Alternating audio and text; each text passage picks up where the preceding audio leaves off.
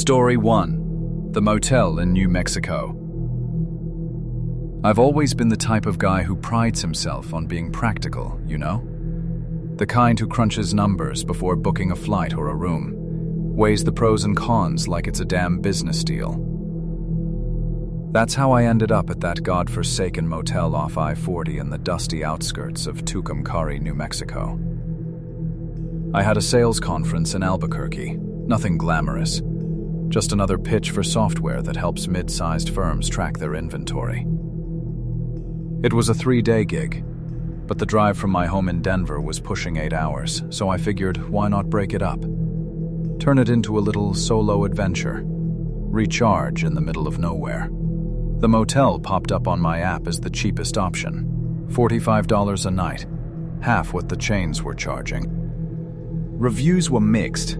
Some griped about thin walls and spotty Wi-Fi, but others raved about the authentic desert charm and that killer view of the mesas at sunset. Sold. I booked 2 nights, with the conference starting Tuesday. Little did I know, that decision would haunt me for months.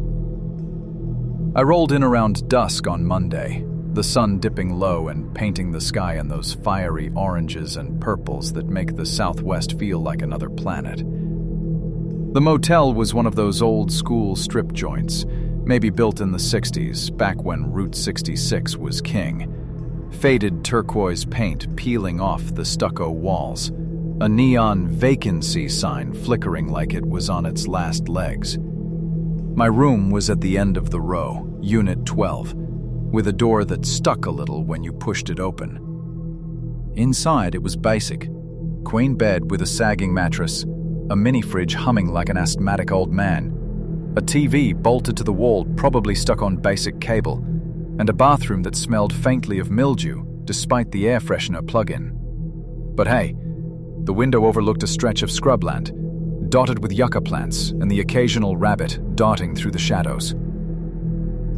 I tossed my duffel on the bed, cracked a window to let in the dry, pine-scented air, and fired up my laptop. Work called. Emails from the boss, prepping slides for tomorrow's demo. I ordered a burger from the diner across the highway, scarfed it down while scrolling through company bios. By 8:30 p.m. I was deep into mock Q&A sessions, voice recording myself to iron out the nerves. That's when it happened. Tap. It wasn't loud, not like someone pounding with a fist, more like a single nail dragged across the glass. Deliberate, almost playful. My head whipped left toward the window, heart giving a little stutter. The room was lit by the glow of my screen, casting long shadows across the beige carpet. And outside? Pitch black.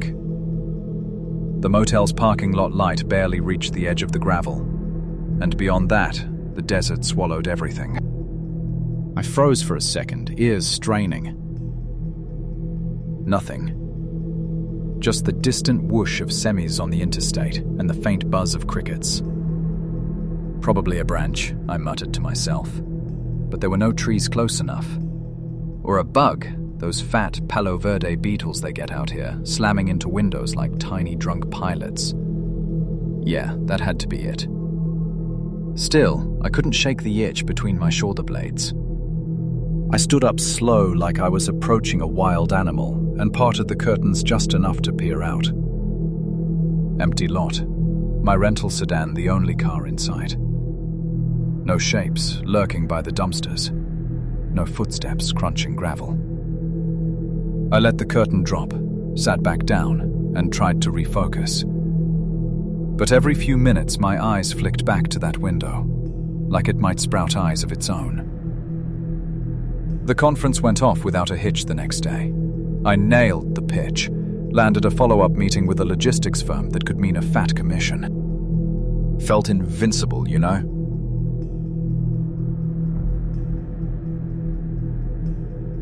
Drove back to the motel buzzing. Stopped at a roadside stand for some green chili enchiladas that burned just right. Spent the afternoon exploring. Hit a kitschy trading post for turquoise jewelry I didn't need. cruised the back roads to spot petroglyphs on some ancient rocks. Even pulled over for a nap in the car with the AC blasting. By evening, I was back on the patio, a wobbly metal chair outside my door, sipping a warm beer from the mini fridge, watching the stars punch holes in the velvet sky. The desert has this way of making you feel small but alive, like you're the only soul from miles. I texted my buddy back home. This place is weirdly peaceful. Might extend the stay. No reply yet. He was probably out at some bar. I lingered out there till the chill set in, then headed inside for round 2 of Better Call Saul. Propped up on pillows, feet kicked up, totally zoned. That's when the tap came again. This time, no mistaking it. Tap. Sharp, insistent, right at eye level on the pane. I damn near dropped the remote. What the hell? I bolted upright, paused the show, and lunged for the window.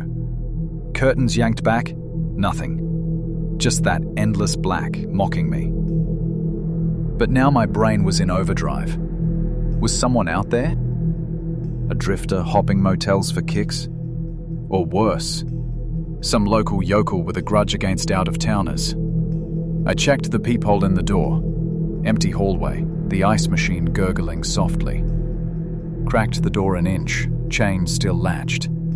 Cool night air rushed in, carrying the scent of creosote bushes. No one. Hard hammering, I slammed it shut, double locked. Even wedged the desk chair under the knob for good measure. But paranoia's a sneaky bastard. I paced the room, phone in hand, debating 911. Nah, you're overreacting, man. It's the wind. Except there was no wind. The air hung still as death. Couldn't shake it. So I grabbed the flashlight from my bag, a beefy mag light for road trips, and headed to the back window by the bathroom. The motel backed right onto open scrub. No fence, just endless flats dotted with cacti silhouettes. I unlatched the window, leaned out as far as I dared. Silence. The kind that presses on your eardrums. Then, click. Soft, wet, like someone clucking their tongue against the roof of their mouth. It came from maybe 20 yards out, beyond the weak halo of the security light. My skin prickled. Every hair stood on end. Hello? I called, voice cracking like a teenager's. No answer. Just another click, closer now from the left. I swept the beam, bushes rustling faintly but no eyes reflecting back. Then I saw it. A shape. Tall, hooded in dark layers that melted into the night, standing stock still about 30 feet away. Not moving, just watching. My mouth went dry. Hey! This is private property. Get the fuck out or I'm calling the cops. The figure didn't flinch at first, then turned, slow, deliberate, and loped off into the dark, silent as smoke. Gone in seconds. I yanked the window shut, locked it, drew the blinds tight. Back on the bed, show forgotten, I scrolled through the motel's reviews on my phone, hunting for similar stories. A few mentions of noises at night, one about a weird guy hanging around, but nothing concrete. The owner? Maybe checking on guests in the creepiest way possible. Or a squatter from the nearby res testing boundaries. I didn't sleep much that night, dozed in fits, jumping at every creak of the AC. By morning, exhaustion hit like a truck. But I powered through another day of schmoozing clients, sealing deals over lukewarm coffee. Afternoon free, I hit the highway again. Ghost towns like Key, abandoned gas stations with rusted pumps, even a quick detour to the Blue Hole, a sinkhole-turned swimming spot, but too crowded for my jittery mood. Grabbed a six-pack and some jerky for the room, telling myself tonight would be different. Locks checked thrice, chair under the door, lights low. Crashed around 10, laptop balanced on my knees for one last episode. Saul scheming his way out of trouble, ironic as hell. The day's weirdness replayed in loops. That click, the shape's outline burned into my retinas. Finally, I killed the screen, flicked off the lamp, and burrowed under the scratchy blanket. The room plunged into that heavy dark, broken only by the red blink of the smoke detector. Eyes shut, breathing steady, then click. Muffled, echoing from the closet door across the room, ajar maybe 2 inches. My blood turned to ice. No wind, no bugs inside. Just that sound, deliberate, like a signal. I exploded off the bed, still in my boxers and tee, bare feet slapping cold tile as I snatched keys and wallet. Door chain rattled free, chair shoved aside. I was out in the lot before my brain caught up, truck door slamming behind me. Engine roared to life, headlights stabbing the night. And I just sat there, panting, dialing 911 with shaking fingers. 911, what's your emergency? The dispatcher's voice was calm, professional, a lifeline. I babbled it out. The taps, the figure, now this closet click. I'm staring at the room. Please, hurry. All my stuff's in there. She stayed on the line, guiding my breaths while I scanned the windows for movement. Sirens wailed, distant, then close. A cruiser pulled up, lights painting the lot blue-red. 2 officers, mid-40s, no-nonsense types, listened to my recap, flashlights ready. We swept the room together. Under the bed, dust bunnies. Bathroom, empty. Closet, yanked open to reveal hangers swaying gently. Nothing else. Clear, one said, but his eyes said he believed me. I grabbed my bag, laptop, everything, thanked them profusely, and peeled out for the nearest chain in town, a sterile Best Western that cost double but felt like Fort Knox. Next morning, over bitter motel coffee, I fired off complaints to the chain and the owner via app. Partial refund came through, $60 back, big whoop. But the what-ifs gnawed. Owner with a master key slipping in for inspections? Or a transient keying off unlocked doors? No forced entry, so access was key, literally. Cops mentioned transients were common out there, folks riding the rails or hitching, but nothing tied to my room. Drove home Thursday, conference wins soured by the shakes. Told my wife over dinner. She hugged me tight, joked about my desert ghost story. But I don't laugh. Solo trips? Cancelled indefinitely. And that click still echoes in quiet nights, reminding me the desert doesn't forgive the unwary. Story 2. The psych ward shift in Ohio. Look, I've never been one to shy away from the heavy stuff. Grew up in a Rust Belt town outside Youngstown, Ohio, where folks work the mills till their backs give out or the jobs do, whichever hits first. That grit stuck with me. After nursing school at Kent State, I bounced around ERs and clinics, handling the chaos of car wrecks and flu seasons like it was just another Tuesday. But psych work? That's a different beast. Minds unravel in ways flesh doesn't, and you can't stitch them back with staples or morphine. When the opening popped at Willowbrook State Hospital, a sprawling grey brick relic from the 50s on the edge of Cleveland, I figured, why not? Good pay for overnights, benefits that covered my mum's meds, and hey, I'd done geriatric rotations before. Dementia patients? Sweet souls mostly, lost in loops but grateful for a steady hand or a kind word. Signed on in late summer, started mid-September. Lasted 5 weeks. The fourth shift broke me, and what happened that night still wakes me in cold sweats, wondering if it was exhaustion, coincidence, or something that doesn't belong in any chart. Willowbrook wasn't glamorous. Think flickering fluorescence, linoleum floors scarred from decades of spills and shuffles, and that institutional smell of bleach fighting a losing war against urine and regret.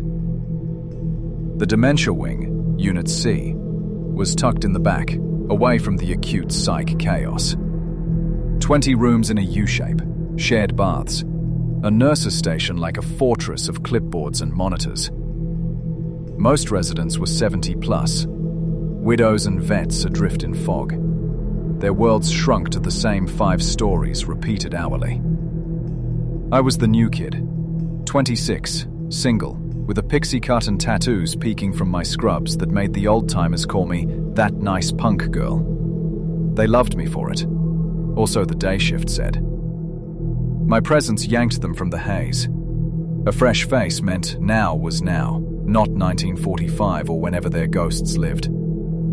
I'd chat about the Browns' latest flop, or sneak contraband Hershey's from my bag. Small anchors in the drift. Nights were graveyard slow after meds rounded. Vitals checked, charts updated, the hum of oxygen concentrators lulling you into complacency. But complacency's a lie. Those halls echoed with murmurs, shadows playing tricks in the low light. That shift, my second to last, unbeknownst to me, was a Wednesday, pushing into Thursday's dawn. I'd pulled 3 doubles that week, running on vending machine coffee and 4 hours sleep total. Head throbbed like a bass drum, eyes gritty, but I powered through handover. Mrs. Harlan sundowning again, keep the lights dim. Mr. Petrov needs his Seroquel at 2 sharp. Drew the short straw for Unit C solo till 2 a.m. when Tina from B-Wing overlapped. Fine by me. Quiet suited my fog. Started at 10 p.m. sharp, badge buzzing me through the double doors that clanged like a prism gate. Rounds first. Vitals, repositioning, the ritual. Most were out cold by 11, sedated dreams under starched sheets. Not everyone, though. Room 14, double occupancy. Gladys and her roommate, Evelyn.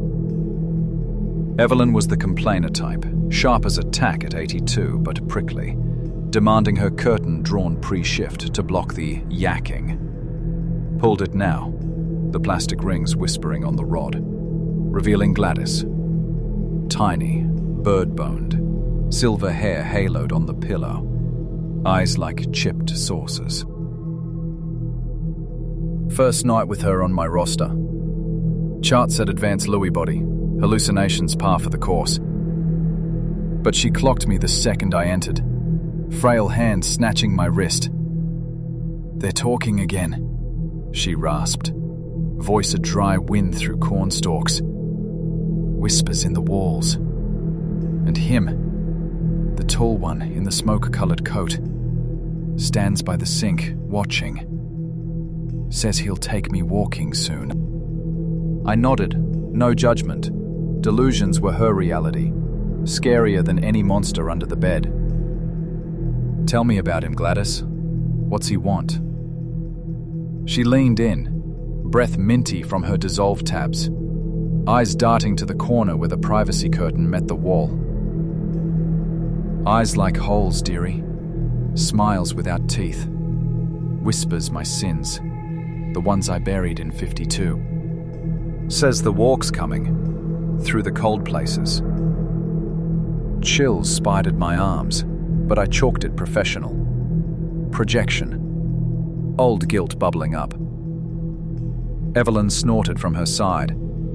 "Ignore her ramblings, girl. Been yapping that nonsense since supper." Gladys deflated, retreating into mutters. I soothed with the basics. Fresh water, adjusted her pillow, held her hand till the tremors eased. "You're safe here, Gladys. Doors locked, lights on call. Breathe with me. In for 4, out for 6. Her grip slackened, eyelids fluttering shut by 11:45. Evelyn grumbled thanks for the quiet. I dimmed the hall light and moved on. The ward settled into that reverse time slog, clocks mocking you, minutes stretching elastic. By 1 a.m., all quiet. Monitors beeping steady, a distant cough echoing like a ghost's hack. Cart restocked in the linen closet off the station, a narrow bunker of shelves groaning under towels and gowns, door latching with a pneumatic sigh. I was elbow-deep in bleach packets, humming some half-remembered tune from the car radio to fight the yawns when it hit. Rustle. Fabric on metal, soft but distinct, like someone shifting behind me. Whipped around, empty. Just shelves and shadows, the bulb overhead buzzing faint. Tired brain, I whispered, shaking it off, resuming the stack. Arms full now, turning for the door, then pressure. Firm. Fingers splaying wide across my right shoulder, squeezing. Deliberate, like testing ripeness. I yelped, dropped the lemons in a snowy avalanche, spun wild. Nothing. Hall empty through the glass panel. No footsteps pattering away. Heart jackhammering, I poked my head out. Vacant corridor. Emergency light pooling red at the far end. Back inside, door shut firm. I leaned on the cart, breaths ragged. Sleep depth's a bitch. Tricks the senses. Turns aches to touches. But that felt intentional. Large hand, calloused maybe, gone in a blink. Sucked it up. Shift wasn't ending itself. Cart wheeled out. Linens reloaded hasty. Back to rounds. Vitals bland. No call lights. Drifted to the lounge for a splash of water, chugging from the cooler. Mind replaying Gladys's yarn. Tall one in the smoke coat. Paranoia? Nah, just echo. 1:30 a.m. Final linen top off, door clicks shut again. Stacking methodical now, back to the door. Froze. Through the glass panel, inches from my face, him. Tall, easily 6'2". Coat the color of chimney ash hanging loose on a frame like a wire hanger wrapped in skin. Face pressed close, distorted fisheye by the glass, pale, hollow-cheeked, lips peeled in a grin that split too wide, eyes black pits swallowing light. Smiling. At me. Not a leer, not angry, just amused, like we'd shared a secret. My scream ripped out, raw and piercing, shattering the ward's hush. He vanished, poof, shadow to nothing, as if the glass had swallowed him. I crumpled against the shelves, cart tipping, linen spilling anew, sobs choking with terror. How long? Seconds? The door burst open, Tina, ponytail askew, face slack with alarm. Jess, what happened? Sounded like murder. She hauled me up, arms strong from years of lifts, as I babbled. Man, grey coat, outside, smiling through the glass. Her brow furrowed. What man? Hall's dead empty. We swept it together, station to rooms, flashlights carving the dark. Zilch. No back exit propped, no vents rattling. Adrenaline crash, she soothed, but her eyes flicked uneasy. Grab a break, I'll cover. The scream had roused the ward, groans and buzzers lighting up like a switchboard. Room 14 first. Evelyn cursing the noise, curtain clutched like a rosary. Gladys? Upright, sheet twisted in fists, face ashen. You hurt him too, she accused, voice steel for the first time. The whispers, they're his messengers. Tall one, smoke coat. Smile like a crescent moon. My pulse stuttered. Her description nailed it. Down to the coat's sheen, the grin's curve. How'd you... She cackled, bitter. Knew you'd see. He's choosy. Picks the ones who listen. Coming for a walk now, girl. Through the cold. Her shriek split the air. Get him out! Lock the doors! Nurses swarmed. Sedative push. Restraints gentle but firm. Me relegated to the hall, shaking. Tina pulled me aside. She's looping hard tonight. You okay? Lies tumbled. Fine. Just jumped at my shadow. But inside, that hand's grip lingered, warm imprint on cloth. They bumped me to med pass at 3 a.m. Safer, busier. But my hands trembled vials, labels blurring. Dawn crept grudging, shift handover a blur. Quiet night otherwise. Home by 8, apartment in Lakewood, a shoebox overlooking the lake. I crashed hard.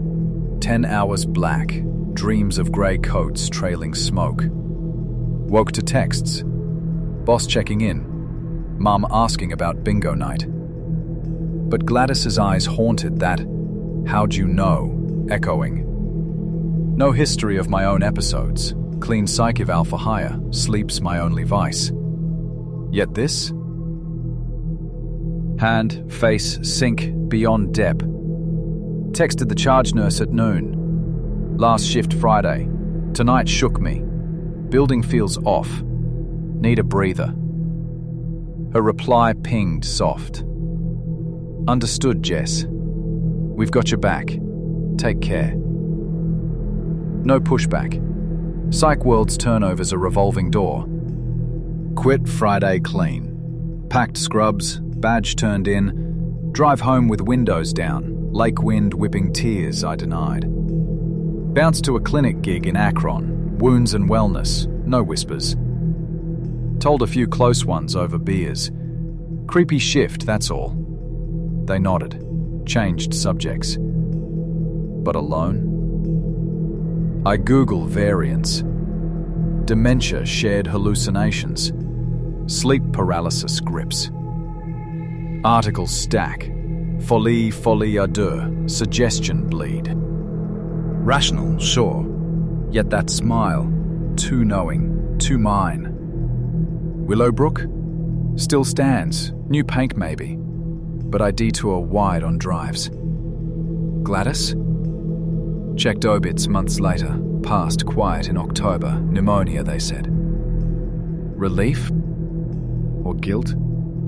Pray it's one off, that cold walk stays hers. But nights, shoulder itching phantom, I wonder, did he pick me next? Or just wave hello? Story 3. The Scream by the Lake in Michigan. Driving home from the third shift at the stamping plant has always been my ritual. The one part of the grind I actually look forward to. It's that stretch of blacktop unwinding under the sodium lamps, radio low on classic rock, Springsteen belting about Born to Run Ghosts, while the world sleeps off its sins. I'm 32. Been punching the clock at Lakeshore Metalworks since community college spit me out with a welding cert that barely paid for the truck payments. The plant's on the industrial fringe of Muskegon, Michigan, where the foundry smoke hangs perpetual like a bad hangover, and the lake wind carries the tang of rust and wet earth. That night, mid-July, the kind of sticky heat that turns your shirt to glue, I'd clocked out at 11:55 p.m., bone tired from 10 hours of sparks and grinders, but buzzing faint from the crew's Friday wind-down. Lukewarm beers in the break room. Stories about that one time Dave melted his boot to the press. Usual route. M120 west out of town, hugging the dunes where Lake Michigan crashes eternal. Woods thick on the left swallowing the headlights. Houses sparse up there. Cabins mostly. Summer folk long gone, leaving the road to locals and strays. Top down on the old Bronco, windows non-existent, air thick at 72 degrees. Fireflies winking like faulty wiring in the rear view. I'd just passed the blueberry barns, those rickety stands shuttered till dawn, when it hit. Scream. Not the movies, no drawn-out Hollywood wail, but raw, guttural. A woman's throat tearing open on pure animal fear. Blood-curdling don't cover it. It clawed right through the guitar solo on Thunder Road, yanking me sideways in the seat. Couldn't pin the side, lake right, rippling black under a sliver moon. Or woods left, that endless pine wall marching to the horizon. Brakes locked instinctive, tires chirping gravel as I slewed to the shoulder, engine idling rough. Killed the radio, ears ringing in the sudden drop. Silence stretched, broken only by the Bronco's tick and a loon laughing far off on the water. Then, again, left. Woods. Help! God, please! Help me! Faint, muffled by branches but desperate, cracking on the edges like she was fighting for air. My gut twisted. No hesitation. This wasn't deer spooked or fox yipping. Human. Female, mid-20s maybe from the pitch. Grabbed the maglite from the glove box, 6 D cells, heavy as sin, and the pry bar from under the seat, cold steel biting my palm. Door creaked open, boots hitting dirt, and I plunged in, beam slicing the understory like a machete. Ma'am? Hang on, I'm coming. Keep yelling so I can find you. Branches whipped my face, thorns snagging jeans, the air turning damp and fungal as the trees closed ranks. She'd scream every 10, 12 seconds. Help! He's... Please! Voice hitching on sobs, pulling me deeper. I crashed through, beam bouncing, ferns knee-high, roots snaking like veins. Moonlight dappled useless through the canopy. Where are you? Describe something, a tree, a clearing. No reply but another cry, sharper, urging me on. Sweat stung my eyes, flashlight arm ached, but adrenaline pumped, visions flashing. Assault, wreck, lost hiker twisted bad. The woods here were old growth, part of the state forest buffer. Miles deep, trails faint even daytime. I'd hunted these edges as a kid, knew the suck. No cell bars till the road, black as pitch once the beam strayed. Minutes blurred, 5, 10, legs burning, lungs sawing, but her voice held steady, a beacon threading the chaos. Almost there! Talk to me! Swiped a low limb, sap sticky on my knuckles, and pushed harder. Bean catching glint of dew on leaves. That's when the doubt crept. Deep in now, quarter mile easy. Thorns drawing blood on my forearms, and her screams? Same volume. Not louder, not fading, just constant. Like a looped track on a busted cassette. I'd veered left at a fallen oak, straight toward the last cry. But distance felt mocked, elastic. Paused, chest heaving, beam sweeping frantic. Nothing but bark and bramble. No scuffle marks, no flash of fabric. Tell me your location, landmark, anything. 5 beats of quiet, then, help! Flat, unchanged, from dead ahead but no closer.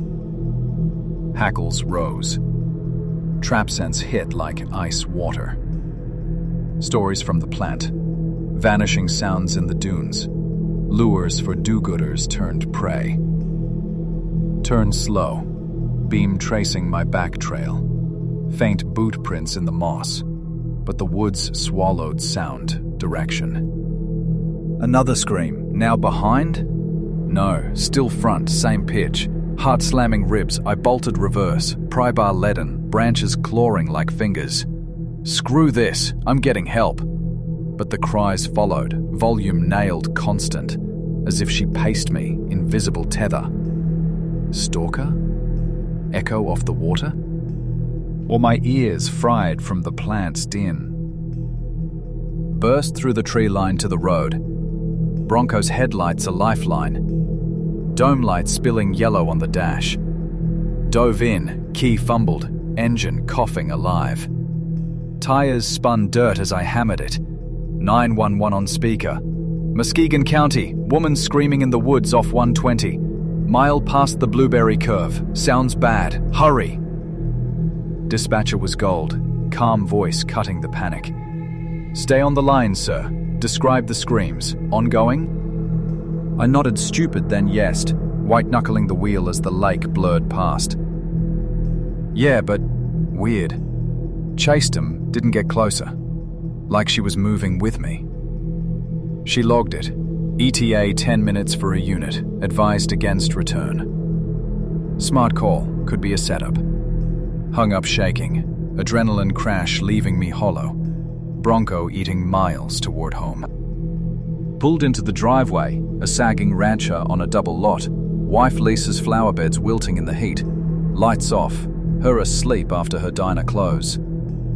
Slumped on the porch steps, pry bar across knees, replaying. That raw plea, the woods grip.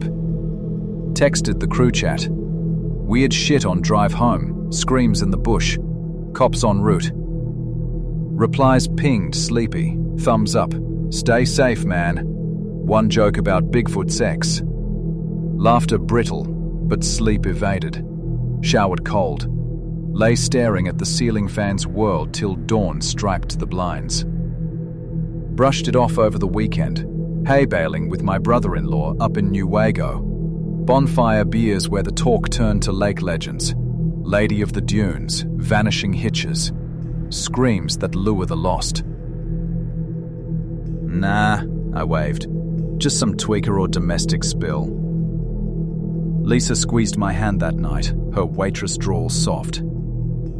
You did right, hun. World's full of hurt. Monday, back at the plant, the scream echoed in the press's clang. But work numbed it. Welds flawless, lunch chatter drowning doubt. Told the story at break. Chased a ghost yell, turns out. Chuckles. One guy swearing he'd heard similar near Manistee last summer. Moved on. Life did. Bills piled. Lisa's car threw a rod. Football season kicked with the Lions choking early. A wake slipped. Then the news hit like a gut punch. It was Thursday, scrolling the local feed over XM Live app, that blue banner screaming, breaking, when the headline froze me. Hiker discovers body in Muskegon State Park woods. No foul play suspected. Coffee mug clattered, screen zooming frantic. Mid-30s woman, brunette, ID pending but described. Jeans, sneakers, light jacket. Found by a retiree and his shepherd, off an unmarked trail near my spot. M120, Blueberry Stretch, east into the buffer. No trauma, coroner preliminary. Exposure, dehydration. But the kicker, time of death estimated 7 to 10 days prior. My scream night? Day 8. Photo blurred respectful, but the woods matched. Pine thicket, June shadow. Comments flooded. Another lost soul. Lake claims its own. One thread veering conspiracy. Grim. Sirens in the fog. Echoes of the drowned. Cops stonewalled details, but the proximity? That same eerie distance in her voice, unchanging as I ran.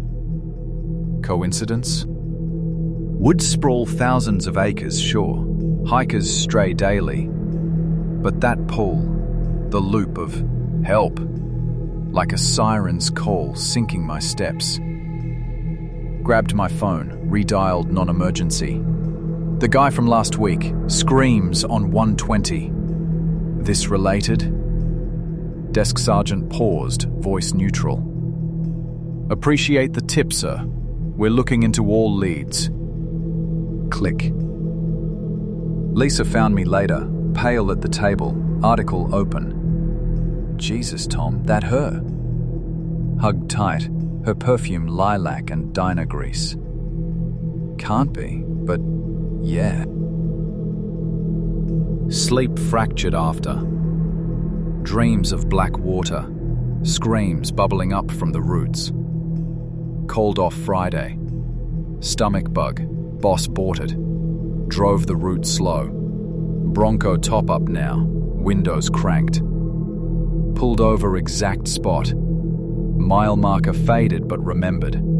Gravel shoulder, tree line gnawing the edge. Stood there, pry bar in hand like a talisman, ears straining.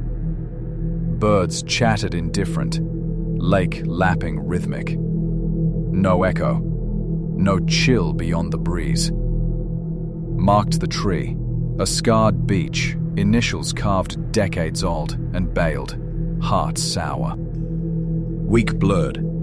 Therapy referral from the plant doc, declined polite. Lisa's worry lines deepening. Crew ribbing turned gentle.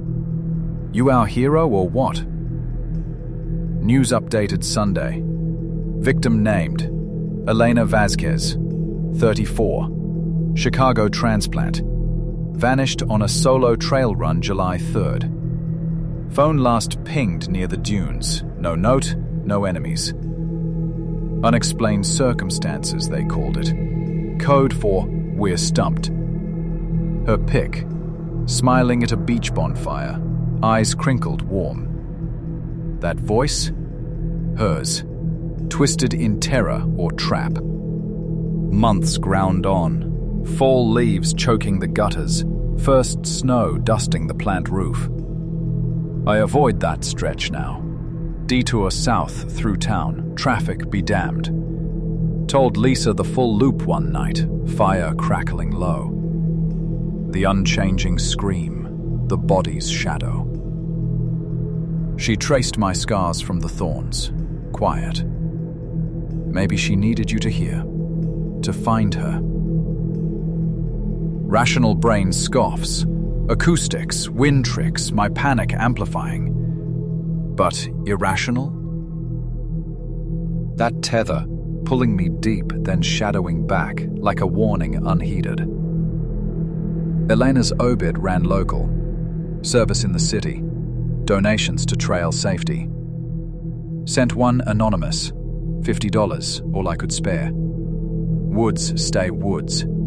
Hunters report now, no anomalies. But drives home, radio off, I listen. And sometimes, in the hush between semis, a faint hitch. Help? Gone when I break. Coincidence? Echo? Or echo of her? Lake's full of secrets. Best not to chase 'em all.